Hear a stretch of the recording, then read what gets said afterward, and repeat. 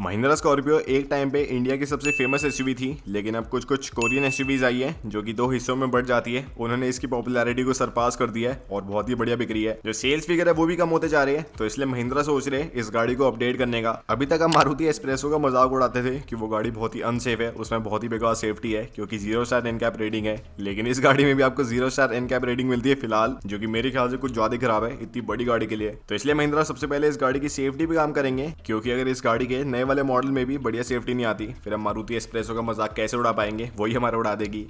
आगे स्वाद। और वैसे भी महिंद्रा ने पिछले कुछ सालों में जो गाड़ी लॉन्च करी है, फॉर एग्जांपल मराजो या फिर थार, उन सब में आपको एटलीस्ट 4 स्टार एनकैप रेटिंग मिली है। तो इस गाड़ी में आपको उतनी तो मिलनी चाहिए, ऑब्वियसली मिलेगी क्योंकि इस ब्रांड की फ्लैगशिप कार है। लेकिन भले इस गाड़ी में सेफ्टी आए या फिर ना आए, तभी जो एस्प्रेसो है उसका मजाक उड़ने वाला है। चीटिंग करता है तू।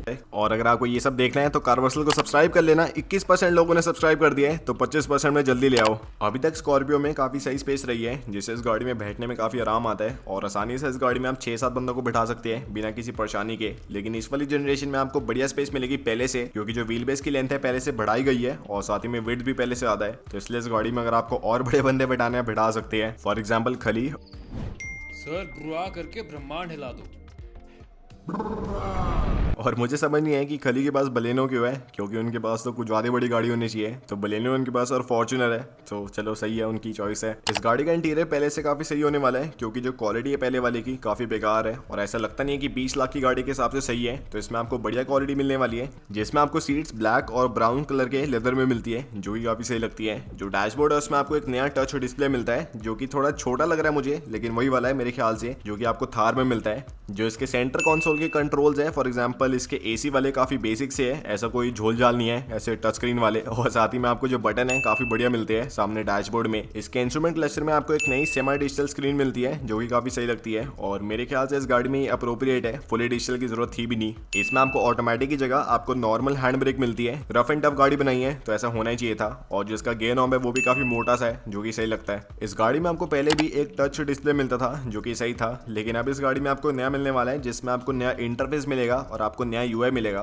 जो कि XUV 700 वाले स्पाई शॉट से अनवील होता है। तो इस गाड़ी में आपको वही वाला यूआई मिलने वाला है, जो कि स्मूथ होगा पहले से, और उसमें आपको नई इंफॉर्मेशन मिलेगी। पर इसमें गलती है कि जो साइज है थोड़ा छोटा लग रहा है मेरे ख्याल से, क्योंकि इतनी बड़ी गाड़ी है तो 10 इंची का आना चाहिए था, लेकिन कोई बात नहीं। चलो, वैसे भी MG हेक्टर में 10 इंच का लगा के भी क्या ही कर लिया हमने। इंटीरियर में जहाँ पे इस गाड़ी में थर्ड रॉ सीट में साइडवर्ड फेसिंग सीट्स आती थी, जो कि थोड़ी अनकंफर्टेबल थी और सेफ भी नहीं थी, लेकिन अब इस गाड़ी में आपको थर्ड रॉ सीट में फ्रंट वर्ड फेसिंग सीट से मिलेगी, जिसमें आपको सेफ्टी बढ़िया मिलती है और आपको थोड़ा बढ़िया कंफर्ट मिलता है। और उसकी नीड भी है, क्योंकि आजकल कौन नहीं लेता है साइडवर्ड फेसिंग सीट्स, लेकिन तब भी थोड़े बहुत चांस है कि आपको साइडवर्ड फेसिंग मिल जाए, तो ऐसा नहीं है कि आपको ना ही मिले।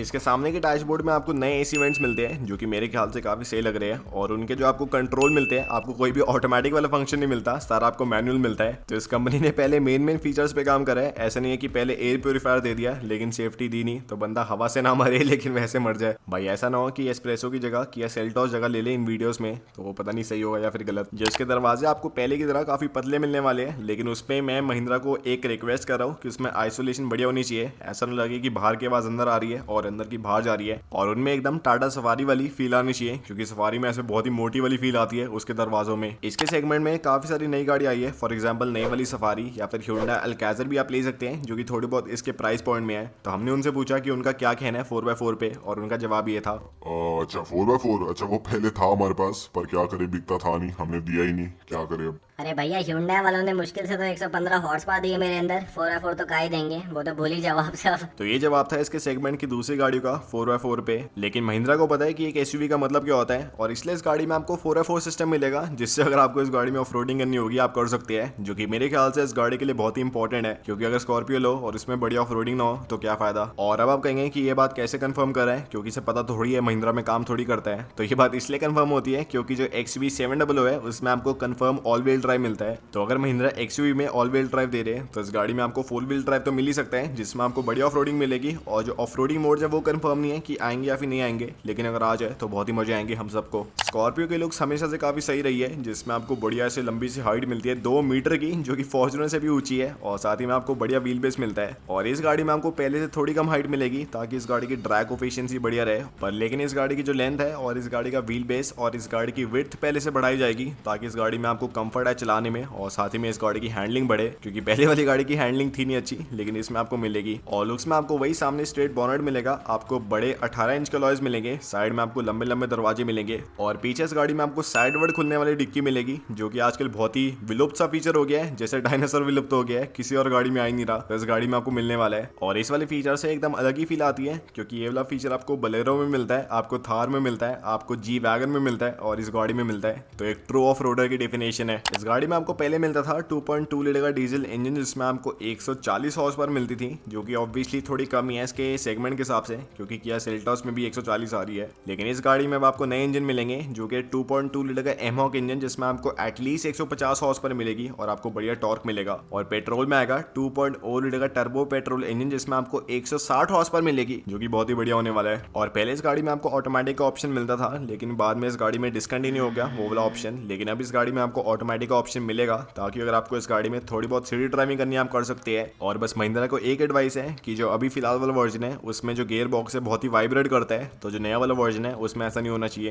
क्योंकि फील नहीं आती फिर गाड़ी चलाने में। इस गाड़ी में आपको पैनोरामिक सनरूफ नहीं मिलेगी, आपको एक नॉर्मल साइज छोटी सनरूफ मिलेगी, जो कि मेरे ख्याल से काफी स्मार्ट डिसीजन था, क्योंकि ऐसा करने से जिन लोगों को बढ़िया लग्जरी चाहिए और बढ़िया कंफर्ट चाहिए वो XUV 700 ले सकते हैं, और जिन लोगों को बढ़िया ऑफ रोडिंग चाहिए वो ये वाली गाड़ी ले सकते हैं। और अच्छा वो ऐसा भी नहीं करा कि फॉर्च्यूनर की तरह दी नहीं, और हमने जब उनसे पूछा तो उन्होंने मारा हमें था। लेकिन महिंद्रा दे रहे, महिंद्रा को पता है कंज्यूमर को क्या चाहिए, बस समझते थोड़ा लेट है। इस गाड़ी का लॉन्च पहले कहा जा रहा था कि 2020 में होगा, फिर 21 पे आए, अब हम 22 पे आ चुके हैं। लेकिन 22 में इस गाड़ी का लॉन्च कंफर्म है Q1 में, जिसमें इस गाड़ी का फुली अनवेल हो जाएगा। और जो प्राइस है मुझे कंफर्म नहीं है सच्ची में, क्योंकि मैंने पिछले 2-3 गाड़ियों के जो भी प्राइस प्रेडिक्शन करे वो थोड़े बहुत गलत निकल रहे 2-3 लाख से। और इस गाड़ी में मेरी प्रेडिक्शन है 15 से लेके 21 लाख रुपए एक्स-शोरूम इंडिया की, जो कि मेरे ख्याल से होना चाहिए इसके बीच में, देखते क्या होता है। और ये भी कहा जा रहा है कि इस गाड़ी के साइड में जो इसका पुराना वाला वर्जन है वो भी बेचा जाएगा, जो कि थोड़े कम प्राइस में होगा। तो जिन लोगों को थोड़े कम पैसे खर्चने हैं वो वाला वर्जन ले सकते हैं, जैसे होंडा ने अपनी होंडा सिटी में करा, तो काफी स्मार्ट डिसीजन है ये भी।